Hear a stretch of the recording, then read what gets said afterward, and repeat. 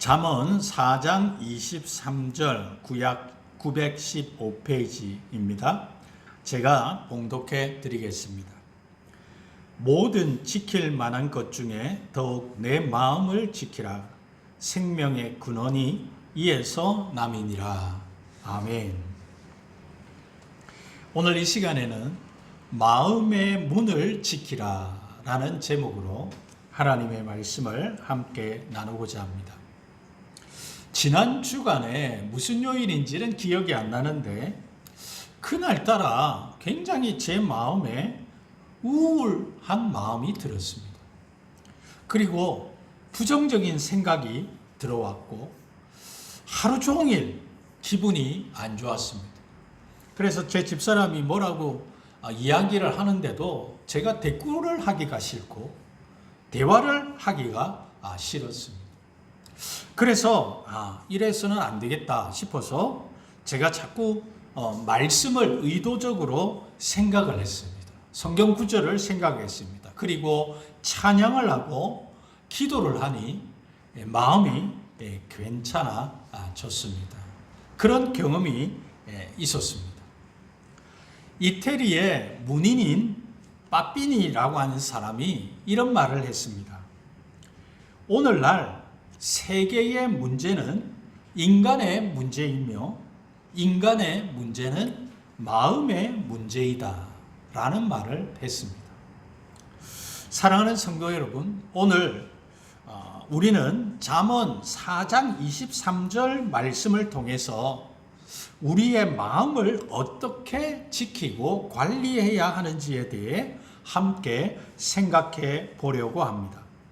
성경은 마음이 우리의 생명의 근원이라고 말하고 있습니다. 이는 우리의 생각과 감정, 의지가 우리의 행동과 삶의 방향을 결정한다는 의미입니다. 그래서 우리는 마음을 지키는 것이 얼마나 중요한가 하는 것을 깊이 깨달아야 한다는 것입니다. 여러분, 하나님은 우리에게 마음의 중요성을 말씀하고 있습니다. 오늘 본문 23절을 다시 보면 모든 지킬 만한 것 중에 더욱 내 마음을 지키라. 생명의 근원이 이에서 남이니라. 표준 세번역에서는 이렇게 번역했습니다. 그 무엇보다도 너는 너의 마음을 지켜라. 그 마음이 바로 생명의 근원이기 때문이다. 공동번역에서는 무엇보다도 내 마음을 지켜라.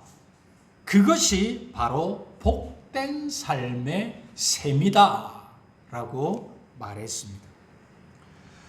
여러분, 이렇듯 마음이라고 하는 것은 굉장히 중요하지요.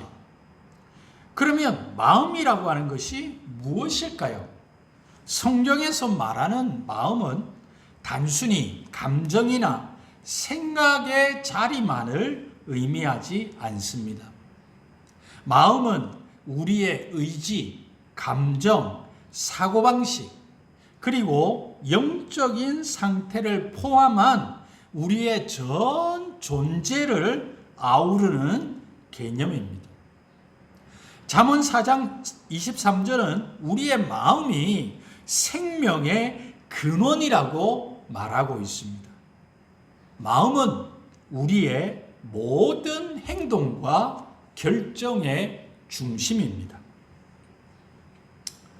어느 분이 새벽 기도를 마치고 교회에서 나와서 보니까 경찰차 한 대가 요란한 소리를 내면서 옆으로 생 하고 지나쳐 갑니다.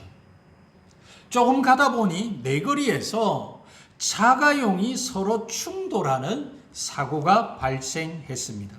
다행히 차만 크게 부서지고 사람은 다치지 않았던 것 같습니다. 그런데 부서진 것은 차인데 경찰은 양쪽 차의 운전자들을 잡아서 조사를 하고 있었습니다. 여러분, 교통사고가 나면 차는 죄가 없습니다. 차를 운전한 운전자에게 범칙금을 물리고 벌점을 주거나 구속을 시킵니다. 왜 그렇습니까? 차는 운전자에 의해서 움직일 뿐 스스로 움직이지 못합니다. 우리 몸의 운전자는 무엇이냐? 마음입니다. 만약 우리 몸에 병이 들었다면 그 책임은 어디까지나 몸의 운전자인 마음에 있는 것입니다. 마음이 몸을 운전하여서 끌고 다니다 보니 몸과 마음은 어느 때나 어느 곳에서나 시공을 초월하여 마치 하나인 것처럼 움직입니다.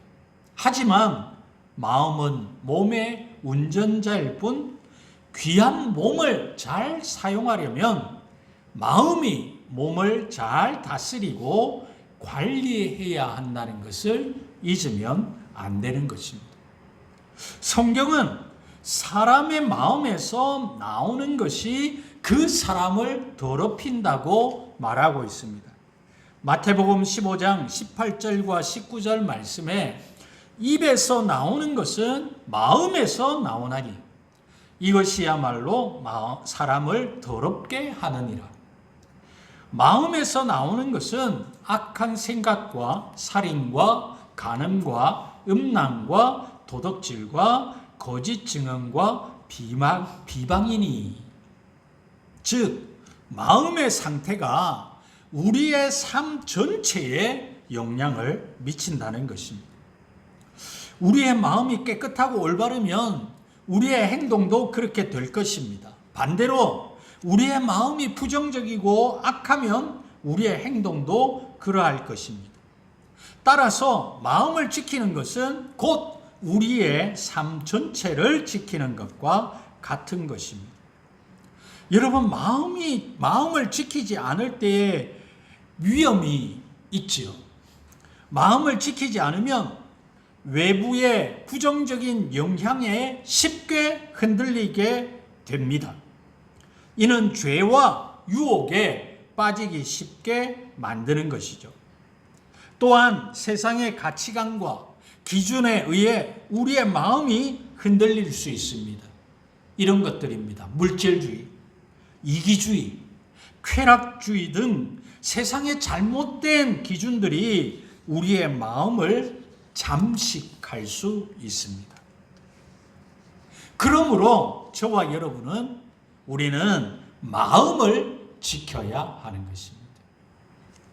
본문 23절에 모든 지킬 만한 것 중에 더욱 내 마음을 지키라 그렇게 말했습니다. 표준 세번역에는 그 무엇보다도 너는 내 마음을 지키라, 그 무엇보다도 라고 말했습니다. 공동번역에 쓰는 무엇보다도 내 마음을 지켜라 라고 말하고 있습니다. 여러분, 현대인의 심성을 파괴하는 신종 악성 바이러스가 등장했습니다. 그것은 격발성 자기 훼손이나 불특정 다수를 겨냥하는 충동 범죄가 그것입니다. 택시를 타고 한강 다리를 건너던 30대 후반의 남자가 갑자기 기사에게 차를 세우라라고 말한 뒤에 그 위에 차문을 열고 그만 한강 아래로 투신 자살을 했습니다. 운전기사에 따르면 술 기운이 돌던 이 사람은 전혀 자살할 것 같지 않은 인상이었다는 것입니다. 그런데 갑자기 변했다는 것입니다. 잠언 25장 28절에 이런 말씀이 있습니다. 자기의 마음을 제어하지 아니하는 자는 성읍이 무너지고 성벽이 없는 것과 같으니라 라고 했습니다. 그러면 여러분, 우리는 마음을 지켜야 하는데 어떻게 우리의 마음을 지킬 수 있을까요? 첫 번째는 하나님의 말씀에 귀를 기울여야 합니다. 시편 119편 11절 말씀에 내가 주께 범죄하지 아니하려 하여 주의 말씀을 내 마음에 두었나이다 라고 말하고 있습니다. 여러분, 하나님의 말씀을 우리의 마음에 두어야 할 이유가 무엇입니까? 그것은 하나님의 말씀은 우리의 마음을 정결하게 합니다. 하나님의 말씀은 우리를 올바른 길로 인도하는 등불과 같습니다. 말씀을 묵상하고 그 가르침에 따라 살아갈 때에 우리는 마음을 지킬 수 있게 되는 것입니다. 두 번째로는 우리는 기도와 묵상을 통해 하나님과의 관계를 지속적으로 유지해야 우리의 마음을 지킬 수 있습니다. 빌립보서 4장 6절에서 7절 말씀입니다. 아무것도 염려하지 말고 다만 모든 일에 기도와 간구로 너희 구할 것을 감사함으로 하나님께 아뢰라. 그리하면 모든 지각에 뛰어난 하나님의 평강이 그리스도 예수 안에서 너희 마음과 생각을 지키시리라. 할렐루야. 여러분, 하나님은 이 말씀을 통해 우리에게 너무나 큰 은혜를, 복을 주신 줄 믿습니다. 여러분, 마음이 불안하고 마음이 초조할 때에 하나님의 이 말씀을 암송하시기를 바랍니다.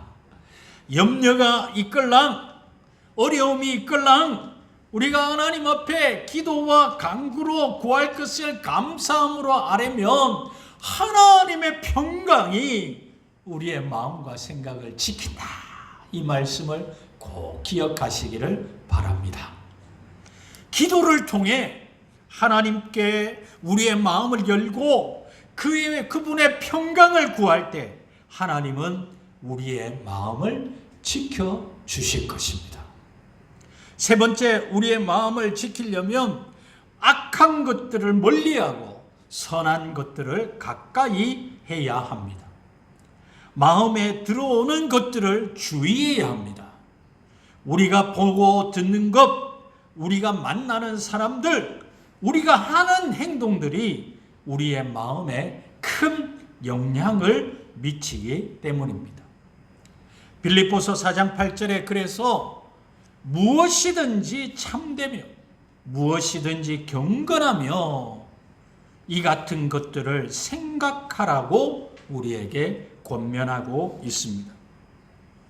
선한 것들에 집중할 때 우리의 마음은 더욱 강건해지는 것입니다. 한 체로키 인디언이 노인이 있었습니다. 이 노인이 손자에게 삶에 대해 가르치고 있었습니다. 그리고 이렇게 말했습니다. 우리의 마음 속에는 늘 싸움이 일어난단다. 그는 손자에게 말했습니다. 너무 끔찍한 싸움이어서 마치 두 마리 늑대가 싸우는 것과 같단다.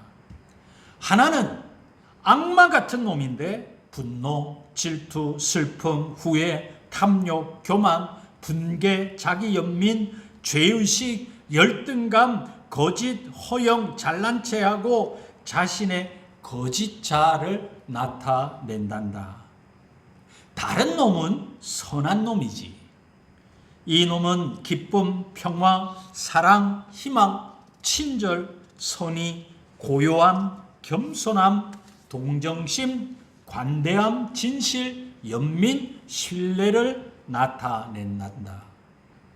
이 같은 싸움이 너의 안에서도 일어나고 모든 사람의 마음에서도 일어난다.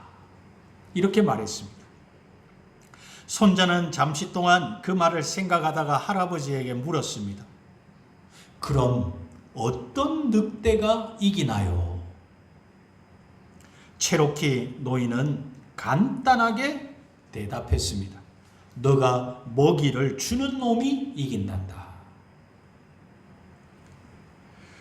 우리 안에는 여러 가지 마음이 있지만 어떤 마음을 붙들고 사느냐에 따라 내 삶의 모습과 결과가 달라지는 것입니다.